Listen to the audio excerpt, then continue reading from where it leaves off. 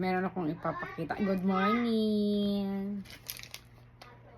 It's extendable shoe horn. So, ano siya? Ganyan. Para sa sapatos natin.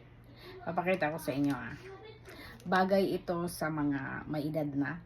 Pag ganito kayo sa Japan, tapos naguguluhan kayo, pasalubong yung sa lolo't lola nyo. Sa mga tiyahin yung may masakit na sa tuhod, o di kayo masakit na yung mga balakang. Ngayon, pag nagsapatos, mahirapan na.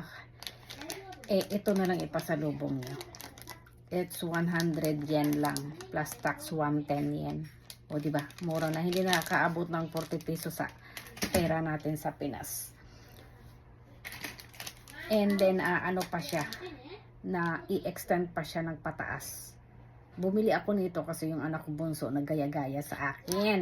Kaya binilhan ko siya nito kasi pwede naman siya ma-adjust. Pwede siya maiksian, pwede din siya mahabaan.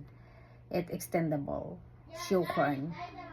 So, sana ay nakatulong. Sharing is caring. Hindi naman lahat nandito sa Japan ay marunong na ba? Ay may alam na. So, ako din, wala din naman akong alam, kaya mag-share din kayo, and thank you sa pag-follow.